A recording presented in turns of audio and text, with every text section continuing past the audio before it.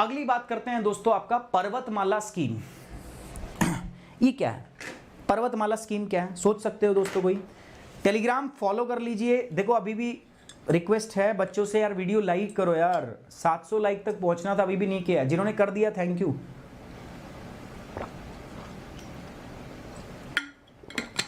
देखो आपकी इच्छा है, मैं एक बार भी नहीं बोलूंगा, बट मुझे जब लेक्चर हम खत्म करें तो 1000 लाइक अपने को चाहिए बस। That's the only thing I want. पर्वतमाला स्कीम क्या, अब समझो मेरी बात को, ठीक है? अभी इस बजट के अंदर में ना इसके लिए अनाउंसमेंट किया गया है। मैं आपको बताता हूं, जो पर्वतीय इलाके होते हैं ना, हिली एरिया होते हैं, उनके अंदर में रोड कंस्ट्रक्ट करना बहुत मुश्किल होता है। सड़क बनाना वहां बहुत एक चैलेंजिंग टास्क है यार, सड़क बनाना बहुत मुश्किल है ना?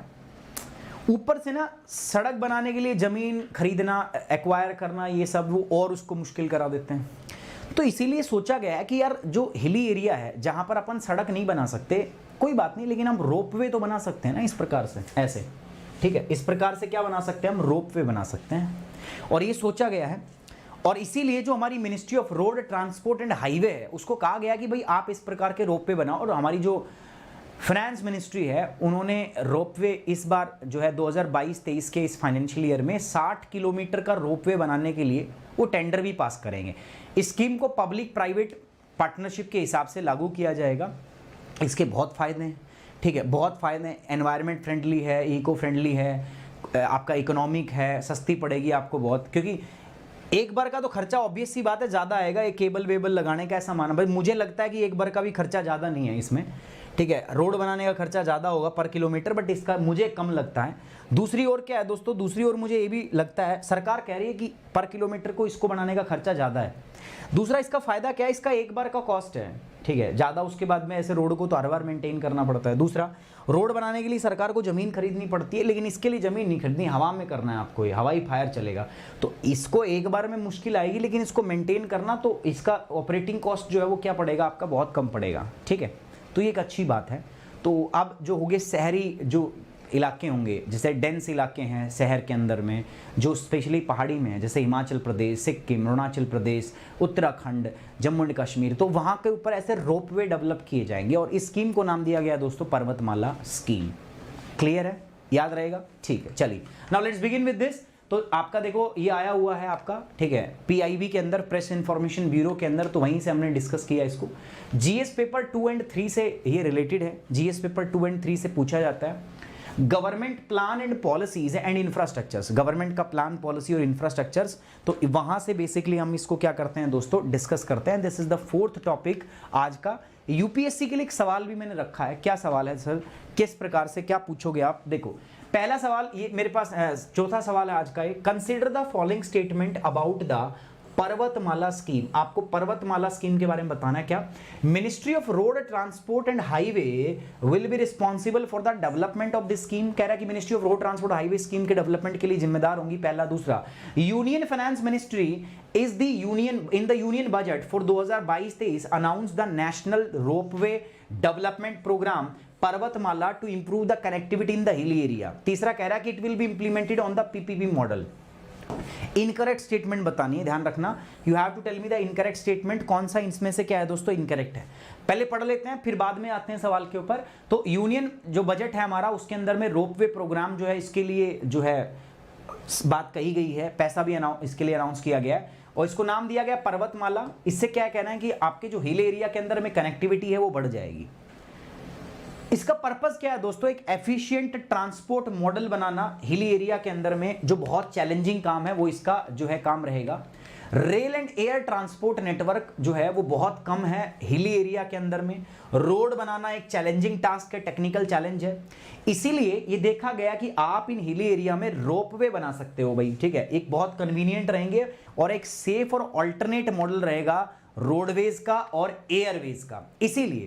इसीलिए मिनिस्ट्री ऑफ रोड ट्रांसपोर्ट को अब इसके लिए कहा गया है। पहले ministry of road transport and highway जो है वो सिर्फ रोड बनाने के लिए जिम्मेदार था, रोपवे का जो चीजें थी वो उसके अंडर में नहीं आती थी। बट अभी यहां से स्पेशल ऐसा किया गया, प्रावधान बनाया गया है कि भैया एक काम करते हैं, मिनिस्ट्री ऑफ रोड ट्रांसपोर्ट को भी ये काम दे दो, उसको भी इसके लिए उसी को रिस्पॉन्सिबल कर दो, तो इसी वजह से मिनिस्ट्री ऑफ रोड ट्रांसपोर्ट और हाईवे जो है उसको इसके लिए रिस्पॉन्सिबल बना दिया गया है दोस्तों, कि अब ये ट्रांसपोर्ट सेक्टर के में ये जो काम है रोपवे वाला, ये भी यही करेंगे। फरवरी 2021 के अंदर में गवर्नमेंट ऑफ इंडिया ने एलोकेशन ऑफ बिजनेस रूल 1961 के बाद थोड़ा सा चेंज किया है, उसमें बदलाव किया है, और इसके द्वारा मिनिस्ट्री जो है अब रोपवे की अगर हम बात करें, रोपवे एंड ऑल्टरनेट मोबिलिटी, मतलब ना केवल अब ministry of road highway and transport जो है वो सिर्फ रोड और हाईवे के बारे में बात करेगी, बल्कि कोई अदर ऑल्टरनेट जो है मोबिलिटी का अगर वो होता है, ठीक है, जैसे रोपवे, तो उसको भी कौन देखेगा दोस्तों, आपका ministry of road highway and transport. और ये फरवरी 2021 के अंदर में ये बदलाव किया गया था। ये स्कीम पीपीपी मॉडल पे जो है लागू की जाएगी, बहुत सस्टेनेबल है, इकोलॉजिकल सस्टेनेबल है, और एक बहुत अच्छा जो है कन्वीनियंट जो है आपका रोड ट्रांसपोर्ट के ऑल्टरनेट के अंदर में बहुत अच्छा ऑप्शन ये रहेगा। आइडिया क्या है इसके पीछे, कि जो हिली एरिया है उनके अंदर में भी जो कनेक्टिविटी है दोस्तों उसको इम्प्रूव किया जाए। और हिली एरिया के अंदर में दोस्तों ये बहुत बड़ी समस्या होती है आपकी, है ठीक है। क्या समस्या बड़ी होती है सर? ये वाली समस्या ट्रांसपोर्ट की, रोड कंजेशन की। तो अगर आप ये रोपवे वाला सिस्टम बना देते हो, ठीक है, आप मनाली जाना बहुत भीड़ में ही, मतलब सर्दियों में तो न्यू ईयर के आसपास पागल हो जाते हैं आदमी, इतनी भीड़ हो जाती है, लेकिन अगर रोपवे आपने डेवलप कर दिया तो वहाँ वो बहुत सुगम हो जाएगा, जिससे टूरिस्ट फ्लो भी आपका वहाँ पर बढ़ जाएगा। दिस में also cover congested urban areas, जो अर्बन एरिया हैं जो बहुत कंजेस्टेड हैं वो भी इसके अंदर में कवर होंगे। The scheme is being presently stated in the regions, started in regions like Uttarakhand, Himachal Pradesh, Manipur, Jammu Kashmir, ठीक है। इनमें आप देखोगे तो स्कीम को ऑलरेडी स्टार्ट करने की बात हो भी गई है। अब हमारे इस बजट के अंदर में बोला गया कि 8 नए रोपवे प्रोजेक्ट के लिए टेंडर दिया जाएगा 2022-23 के अंदर में, और कुल मिला के 60 किलोमीटर लंबा होगा। कितना होगा दोस्तों?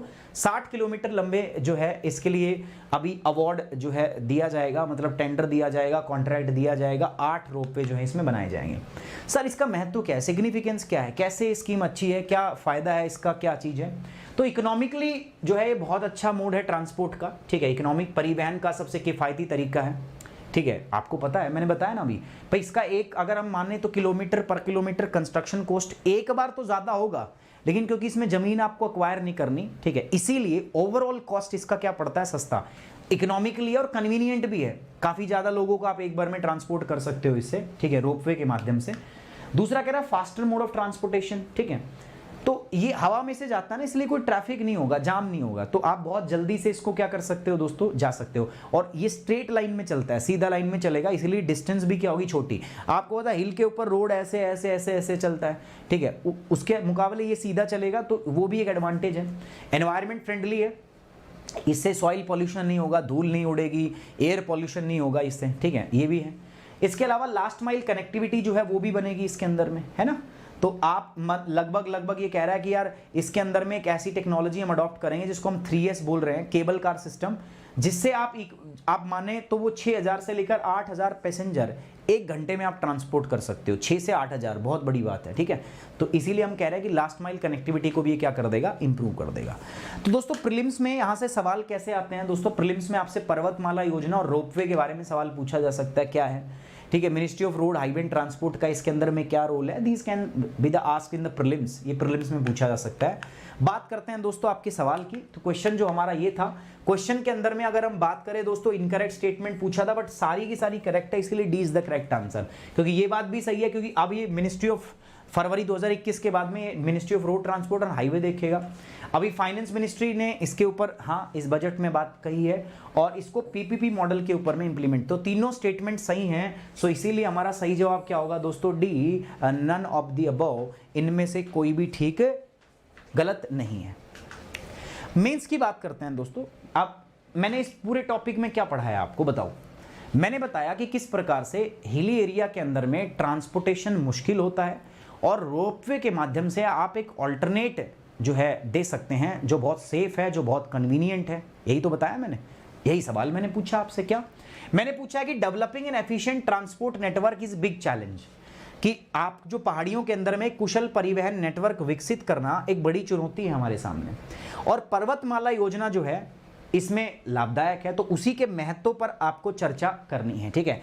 आपको डिस्कस करना है सिग्निफिकेंस ऑफ द पर्वतमाला scheme and benefit of the ropeway, इसी में पढ़ाया है मैंने, ठीक है, या 7 तारीख का जो प्रेस इंफॉर्मेशन ब्यूरो है ना, उसमें जाके एक बार देख लो तुम, सारा का सारा उसमें लिखा हुआ है, फायदे भी इसके और इसका महत्व भी, दोनों लिखे हुए हैं और स्कीम के बारे में लिखा हुआ है। यूं का यूं छाप देना, हो जाएगा। या जो मैंने अभी पढ़ाया ना टॉपिक, इसको ऐसे कैसा छाप देना, आपको इजीली इसको कर सकते हो गाइस, ठीक है। तो यहां तक क्लियर है, समझ में आया? जल्दी से ओके की रिपोर्ट बताओ भाई, जल्दी बताओ भाई, समझ में आ गया तो एक बार ओके की रिपोर्ट करोगे सारे के सारे बच्चे फटाफट से। जिनको समझ नहीं आया वो बताएंगे, समझ में आ गया तो सारे के सारे बच्चे ओके की रिपोर्ट करो जल्दी से फटाफट से। जीएस क्वेश्चन हिंदी में क्यों नहीं देते हैं आप सर, प्लीज दिया। देखिए ये रहा यार, ये तो रहा हिंदी में महाराज, ये रहा देख। एक कुशल परिवहन नेटवर्क विकसित करना पहाड़ी क्षेत्र में बड़ी चुनौती है। पर्वतमाला योजना के महत्व और रोपवे के लाभ पर चर्चा करें। ये रहा हिंदी में, इसके कह रहे हो क्या? ये रहा हिंदी में देख। अब यार मैं देखो वहां क्यों नहीं देता, उसके पीछे एक रीजन ये है कि वहां ये एक बार हिंदी में पढ़ूंगा, एक बार इंग्लिश में। 1 घंटे 1.5 घंटे का लेक्चर है, 2.5 घंटे में चला जाएगा। फिर तुम्हें दिक्कत होती है यार। मेरे को जहां टाइम कट करना होता है मैं वहां करने की कोशिश करता हूं। अगर मैं नहीं करूंगा ना, फिर तुम ही कहोगे कि सर इतना टाइम लगा दिया, इतना ही कर दिया, ठीक है, 2 घंटे का हो गया, 2.5 घंटे का हो गया, ठीक है, तुम्हें ही दिक्कत होती है फिर, समझ रहे हो? इसीलिए मैं ऐसा कर रहा हूँ। एंड साथ ही साथ में दोस्तों देखो, मेरे साथ जुड़ के आप प्लस कोर्स भी कर सकते हो। प्लस कोर्स करने के लिए दोस्तों मैं आपको बताता हूँ, ये जीएस का प्लस कोर्स है। तो यहाँ पर आप प्लस और आइकॉनिक 2 प्रकार के सब्सक्रिप्शन जो है आप यहाँ पे ले सकते हो दोस्तों, प्यारे बच्चों।